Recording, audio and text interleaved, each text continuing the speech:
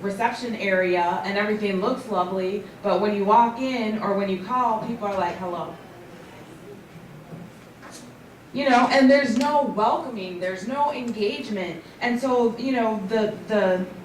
the way that your team interacts with people in your community beyond even the families that you're serving is really important and really reflects your brand. And your brand is important because it's what people think about your organization. It explains why you exist. It showcases what your area of expertise is. What value are you bringing to the community, to the families that you serve? It also can be used to demonstrate what you believe in and why anyone should believe in you, right? It's important. You're talking about, serving people's children, so trust and what people believe about you is really, really extremely important. Jemilah, I actually kind of look at that akin to family and community engagement, right? So your customer service. So I think, how many of y'all are sort of in an administrator capacity? Are you mostly everyone in here? And I think everybody has a vision of what they want, right, in this room, or how you see your program to be. But then trickling that down, right? So when you look at your staff, making sure the staff is also living and breathing your vision, I think that's one that also has to be looked at all the time, just as we look at how the class observations, just as much as we look at the ECHRs. But we do need to be looking at that family engagement and strategy as well. So, how many of you guys have a mission or vision or value statement? Okay, if you don't, that is something that I think you might want to think about. And I have a collection of resources that we will make available to you to help you do that. But really, you can leverage your brand promise, your brand essence in your marketing materials. And really, because you want to tell a story, and you want that story to be compelling. But you want to express your leadership and your expertise. What are you good at? What are you known for? If it's not going to serve your organization well to try to say that you do all of the things if you only do some of the things really well. So really, you can list, some sub-bullets, but really focus on what's the strongest in your wheelhouse of your services. And then express your beliefs. What do you believe about the children and the families that they serve? Do you believe that all children can succeed if they have access to the right nurturing and the right support and the right resources? Do you believe that all families can achieve their goals if they are dedicated and willing to, make hard choices and sacrifices? I don't know. I'm sure it's going to be somewhat different for all of you, but think about what you believe and how your beliefs connect with your families and within your communities. Don't be afraid to express your impact. You're doing great work. Don't be ashamed to let people know. Tell people, well, last year, 33% of our children were from priority populations. Put that in your application. Show the impact that you're making. Show the expertise that you have, and then explain why you exist. Why do you do the work that you do? Because I know there's a lot of career choices out there, and I know that this field is not the easiest. So why do you do what you do?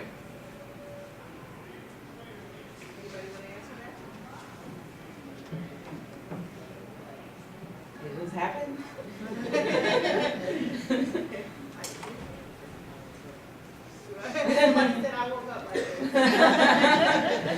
But just really think about those types of things, like within your organization and why you exist, as you start thinking about how you're going to craft your message for the world outside to get them to trust and believe and have a really positive perceptions of your brand.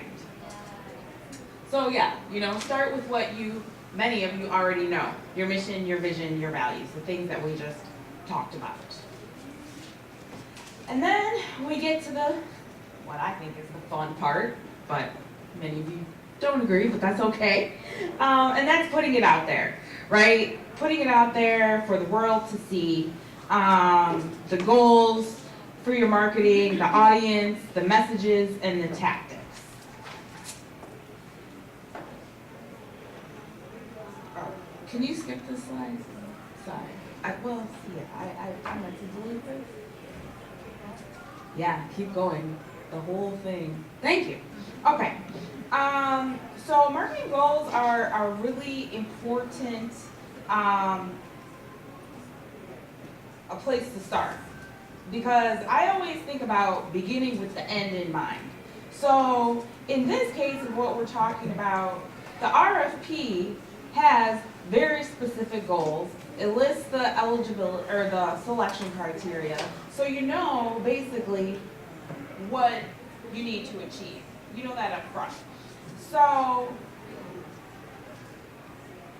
I would, recommend that you, from each of the goals that is listed, brainstorm a list of ideas, just ideas of how marketing can help you advance these goals. Then evaluate your list. So does your team or yourself have the capacity and or the skills to do these things? Is there room in the budget to do these things? Remember, when you're working on your budget, think about costs that you might need for infrastructure and operations. I believe is where your outreach costs will be itemized. And then, yes, put it in there. Put it in there. And then, is it essential? So a lot of things in the marketing world are nice to have, but what are the most essential things? What do you think are going to be the most impactful things? And then you will use your list of ideas to create your marketing goals.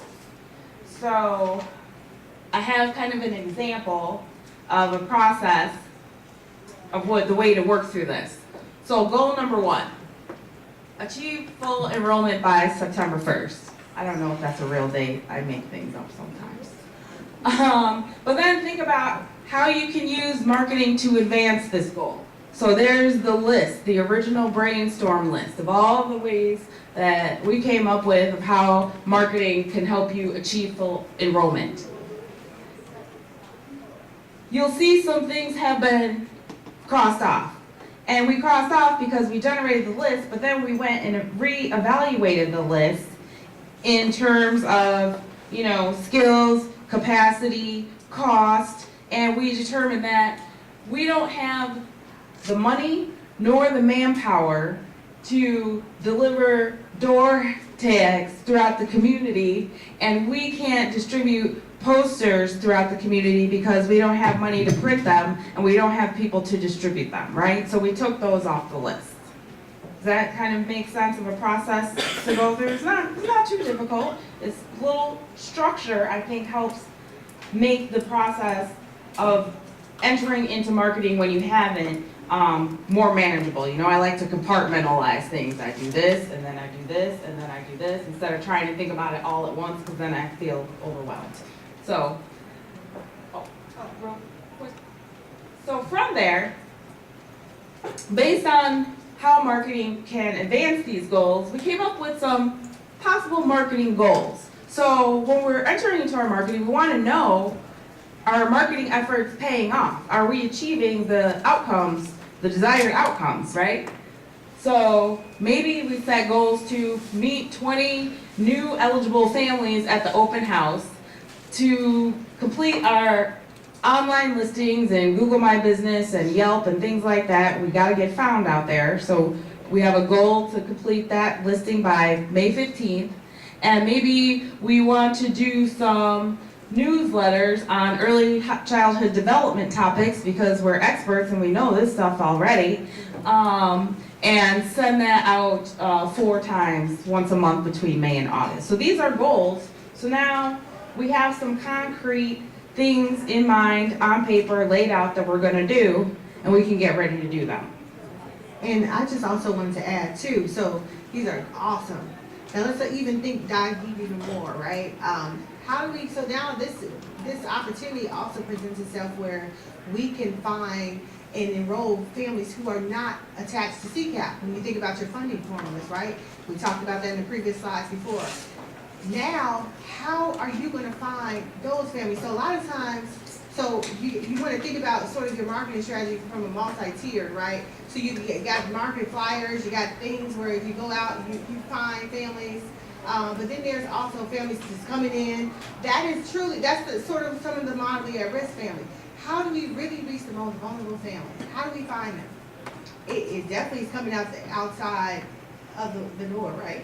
Outside of your program, right? Because a lot of times off the program, these whole parents just trickle in, they just come. That's just their regular state of business. But if we talk about prioritizing those families and allowing slots in your program to serve those kids, how are you going to find them? So we have to be very intentional about that too. How are you going to market to find those families? So, you know, Aminah just touched on a couple of very important things that are related to this, and that's profiling your audience. Yeah. So it's important, you know, when we talk about that authentic engagement, that we have to be relatable. We have to relate to our audiences, and our audiences have to be able to relate to us. But we also have to break it down, because we can't expect that one set of communications is going to be appropriate for all of the stakeholders who we need to engage. So for example, the people that will participate in our programs, these are parents, sometimes grandparents, sometimes great-grandparents, sometimes foster parents. So even then, some of the ways that we describe our programs, some of the services that we highlight that are available are going to need to be different based on who you're talking to. Who are the people that will champion and promote your program? So we talked about getting referrals coming into you. So the K-12 teachers are at the local elementary school, the clerks, the people in the other businesses, the people in the healthcare. They need to know different information, and you need to be prepared, and your teams need to be prepared to communicate with those folks in a different way than they're communicating with your prospective parents. So it's just really being intentional about how you're communicating to each of your audience segments so that you are delivering the most relevant information to that audience segment up front, the quickest. Know what to lead in based on who you're talking to. So one way that I like to think about this is I like to do audience profiles, right? And it kind of feels a little creepy and weird, I will admit, like, you know, generalizing people in certain ways, but obviously we can't have individual conversations with every single person, particularly when we're in the recruitment and outreach, you know, phase, and we're trying to just meet people. So we have to kind of generalize in some ways. So you might have 5 or 6 different audience profiles. So here, you know, is new mom Michaela. She's, you know, probably nervous. She's, you know, currently staying with a relative. She's trying to go to community college, but she's working part-time at the hair salon. You know, she's got challenges. She's concerned about healthcare because she's getting ready to have a baby. Her goals, she wants to find an apartment. She wants to finish school. She wants to go to work full-time. But that's going to be a very different set of goals than your grandparents or your great-grandparents might have. And so when you understand the needs specific to each group that you are interacting with, you can then better tailor the conversation and tailor the resources to them. So this is just kind of an example, and I would, you know, recommend repeating this. And, you know, it's obviously best if you can do focus groups and ask people certain questions, and there's all kinds of templates and all that stuff, and I actually gathered up some of them for you in, you know, creating personas, like questions to ask, but it's really helpful just to kind of have that and have alignment and share this with your teams on, you know, these are kind of the folks that we're talking to, and for each group, these are the areas that we want to emphasize. And I'll add too that this piece, I'm going to keep reiterating, collecting data on everything.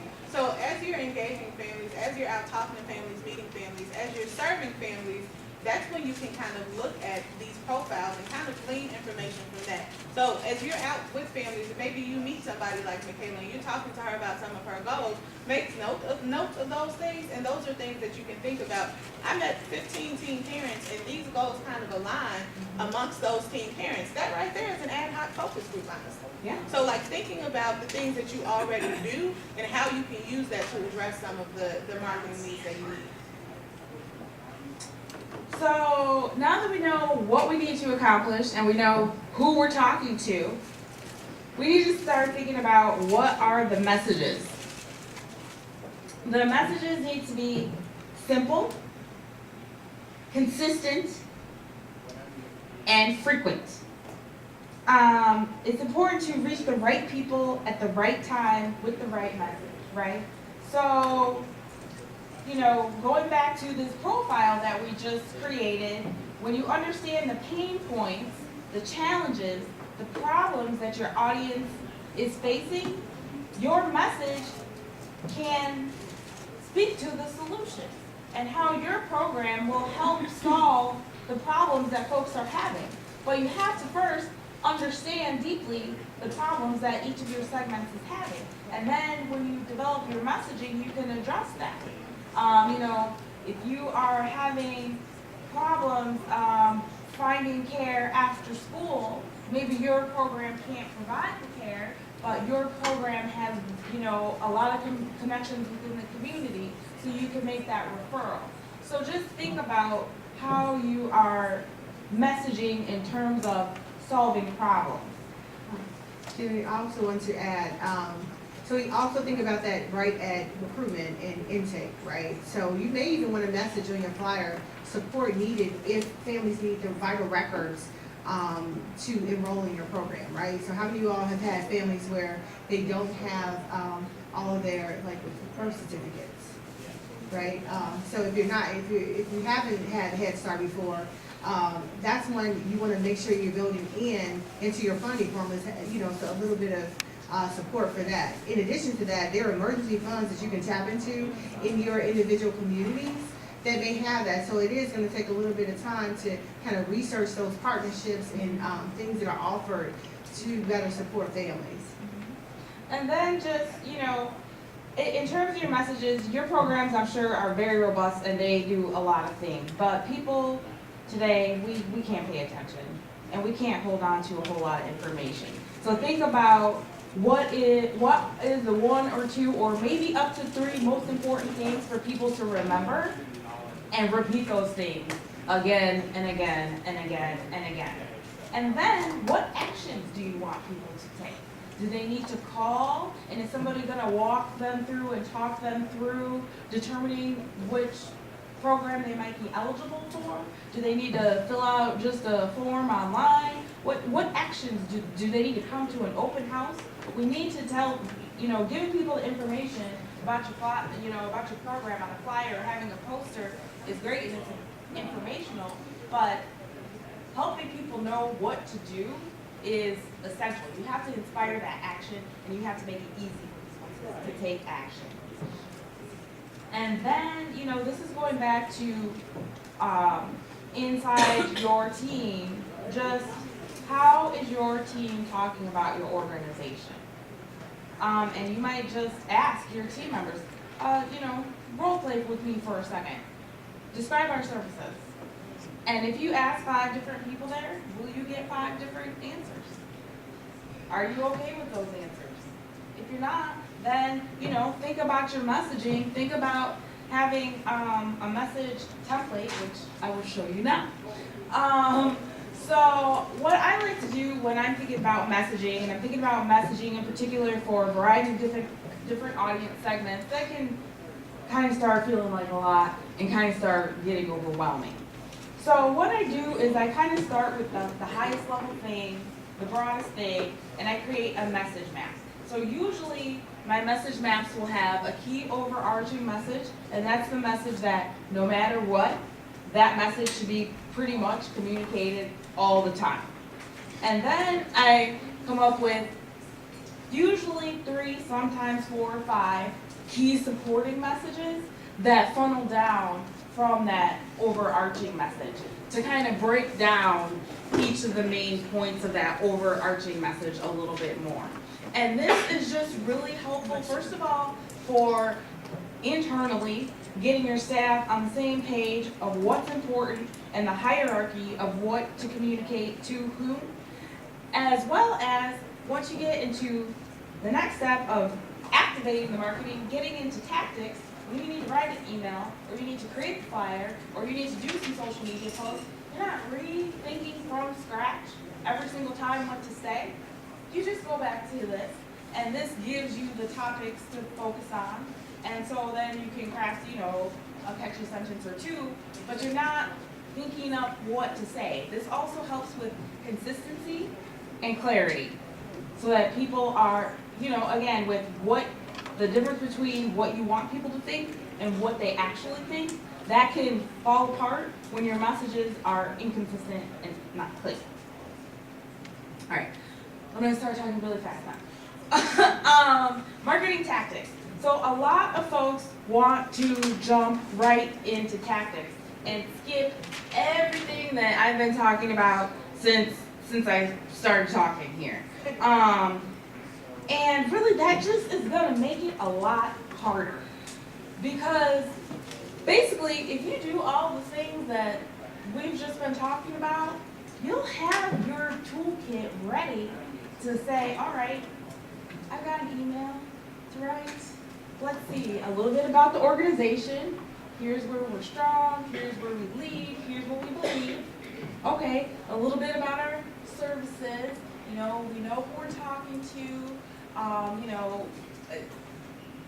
If it's maybe great-grandparent type of much older caregivers, we might talk about, the opportunities for physical activity and running and playing that maybe, you're not going to say that you might not want to do with your kids every day, but stressing the importance of that physical activity and that outdoor running and playing might be something that they think about as a concern, but you're addressing it.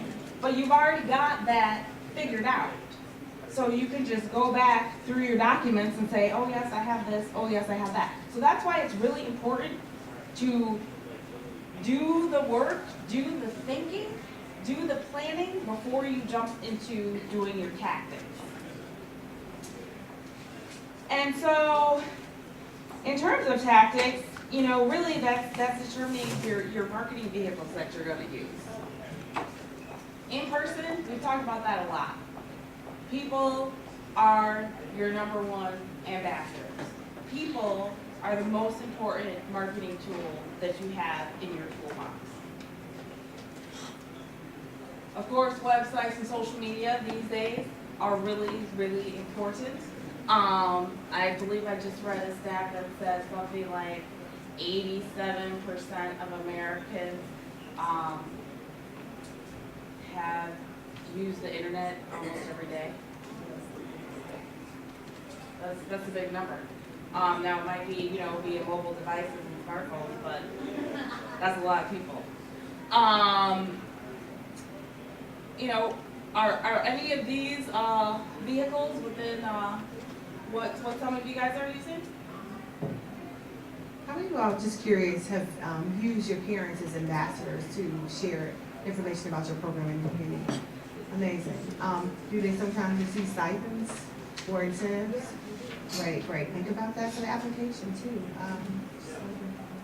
Great. Anybody want to share? Somebody want to say something?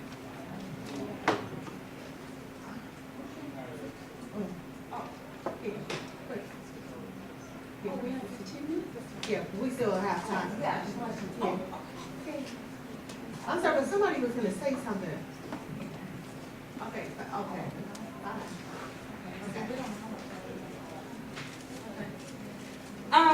So, basically, that was a lot, in the realm of marketing, especially today, there's a lot of different things you could be doing.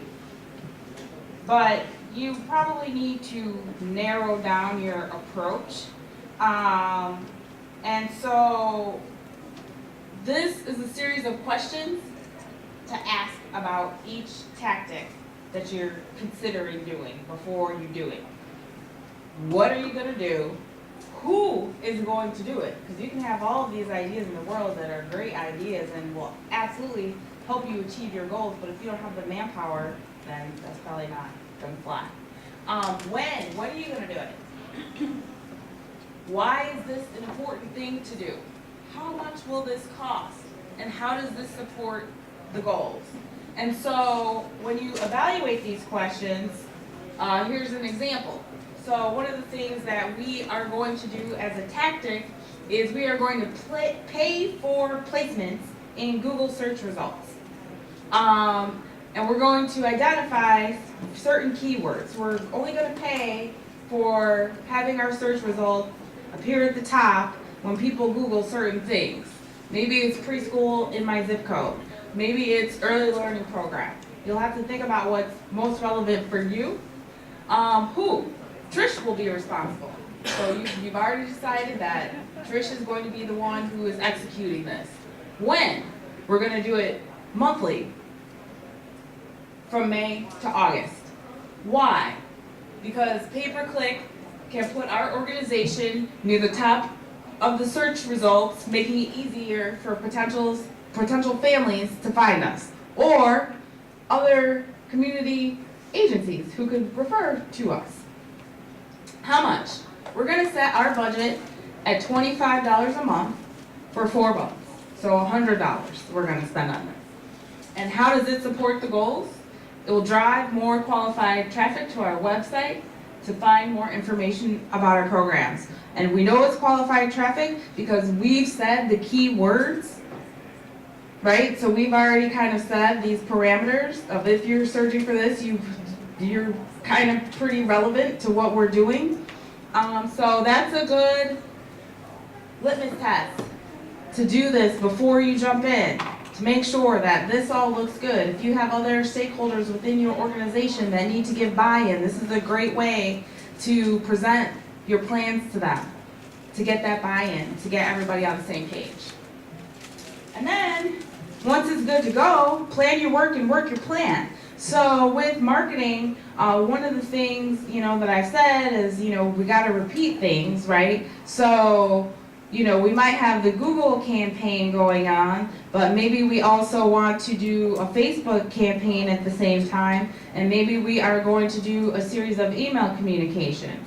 But we probably don't have the resources to do all of these things at the same time every single day, and it's actually probably not the best use of our time. We probably want to spread that out over some weeks so that we have multiple touch points. But in order to make sure that that happens, we just need to calendar it out and determine, what we're going to do when.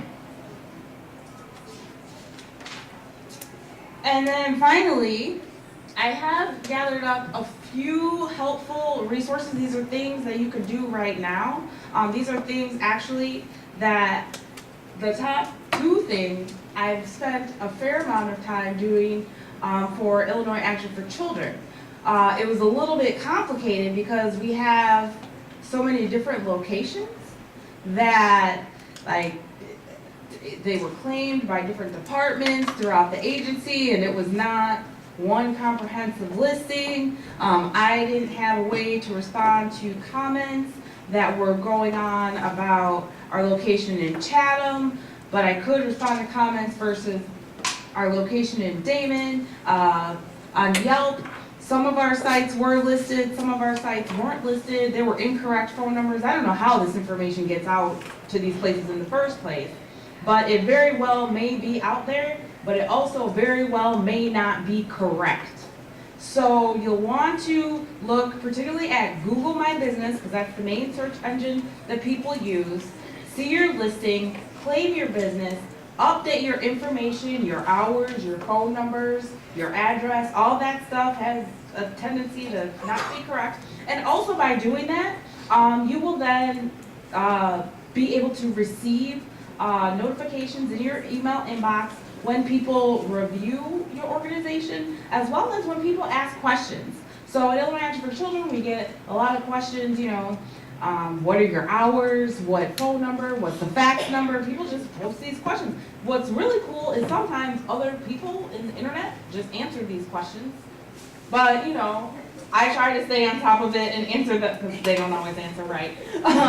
But it is nice to see, you know, that type of engagement, and that doesn't cost anything. But it's helping people find you. And it doesn't really take, well, it shouldn't really take that long. Once you get it claimed and everything cleaned up, then you're just getting this information. Same thing with Yelp, and it's just easy ways to help folks find you. So also, proactively ask people. Once you get it cleaned up out there, ask people, well, would you mind putting a review on Google? You know, you can have, I think you can get little stickers and stuff like that. Review us on Google. You do have to be prepared to respond to the stuff that's negative, but you know, be prepared because that will happen. That does happen. We have a whole series of templates, you know, crafted responses for when people comment about certain issues. And then also check your local, your neighborhood chamber of commerce.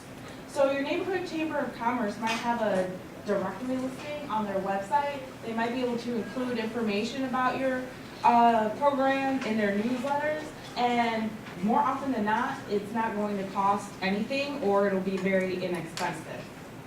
And then I think one of you mentioned before about creating and I think it was Marquinta, about the creating and prioritizing a list of businesses in your community to reach out to with word of mouth and entering into the MOUs. So next steps.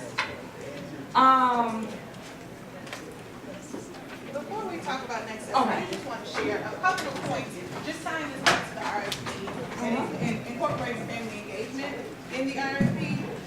In the application that you submit. So a few key points of things that you want to make sure that you're including in your application is that you indicate which educational program and family engagement model your agency will use to achieve the desired outcome goals that are outlined in the RFP. Additionally, remember that family support is now required for all center-based programs. There's a caseload maximum of 32 for birth to 3 and 34 for the preschool age children. Make sure that your models provide strong family engagement services that support continuity of relationships, regardless of the challenges faced by families, so that all families are included, so that it's inclusive of all issues that may be faced in your community.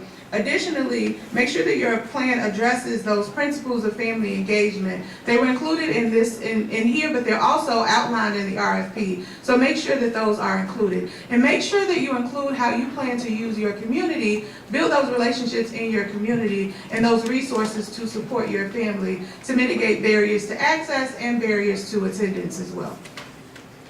Right. And there are some additional opportunities to learn more about the RFP process. So this webinar is coming up on April 9th. If you go to the City of Chicago e-procurement page, and before we post the slide, I'll put the link to that page on here so that when you get it, you can just click on it.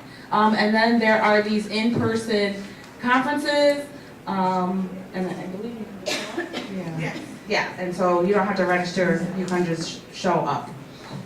So additionally though, make sure, I'm not sure how all of you all signed up today or if you showed up or what have you, but I'm hoping that we can collect your email addresses if that wasn't already part of the process so that we can get these materials to you.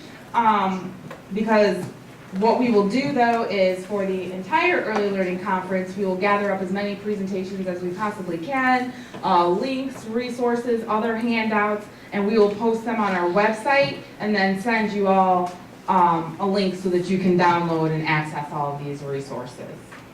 Yvonne, do we have time for questions? One question. Okay, one question, okay.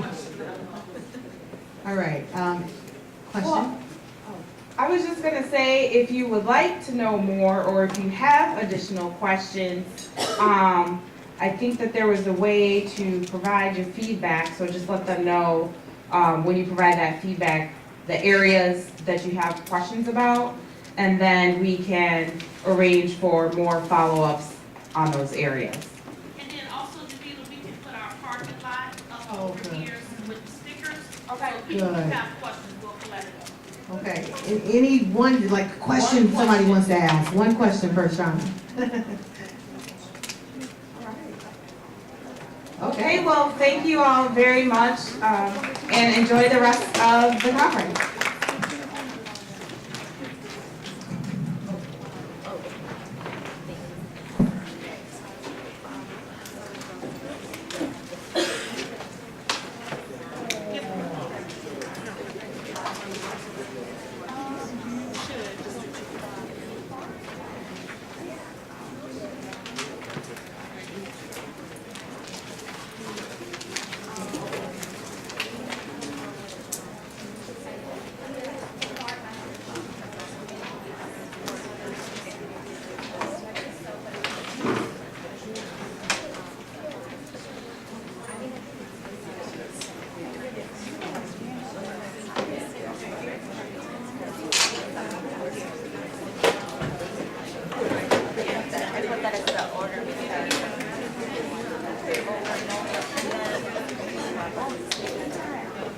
Thank you. That's good. Thank you.